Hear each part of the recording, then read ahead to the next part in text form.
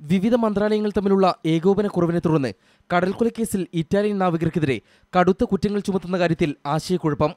Suwa നിയമപ്രകാരം നാവികർക്ക് വധശിക്ഷ ലഭിക്കുന്ന കുറ്റം ചുമത്താനാവുമെങ്കിലും ഇറ്റലിക്ക് വിദേശകാര്യ മന്ത്രാലയം നൽകിയ ഉറപ്പ് ഇതിന് തടസ്സമാകും. ആഭ്യന്തര മന്ത്രാലയം തിങ്കളാഴ്ച കേസ് NIAക്ക് കൈമാറിയെങ്കിലും ഇതുവരെയും പുതിയ FIR രജിസ്റ്റർ ചെയ്തിട്ടില്ല. വധശിക്ഷ ഉണ്ടാകില്ലെന്ന് ഇറ്റലിക്ക് നൽകിയ ഉറപ്പിന്റെ വിശദാംശങ്ങൾ ആഭ്യന്തര മന്ത്രാലയം വിദേശകാര്യ മന്ത്രാലയത്തോട് ആവശ്യപ്പെട്ടു.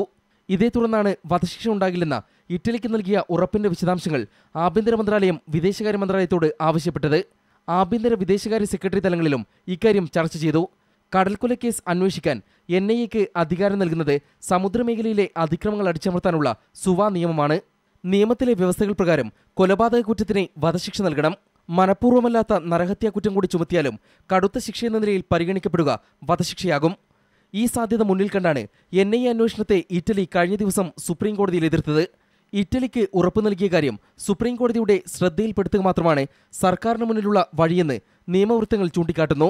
വിചാരണ NIAയുടെ കേരളത്തിലെയോ ഡൽഹിയിലെയോ കോടതിയിലാണോ അതോ പ്രത്യേക കോടതിയിലാണോ എന്ന കാര്യത്തിലും തീരുമാനമായിട്ടില്ല. NIA രജിസ്റ്റർ ചെയ്യുന്ന FIR ഡൽഹി പട്യാല ഹൗസിലെ CMM കോടതിയിൽ സമർപ്പിക്കുന്ന കാര്യവും പരിഗണനയിലുണ്ട്. ഏപ്രിൽ 16-ന് ഇക്കാര്യത്തിൽ തീരുമാനമറിയിക്കണമെന്നാണ് സുപ്രീം കോടതിയുടെ ഉത്തരവ്. India vision, New Delhi.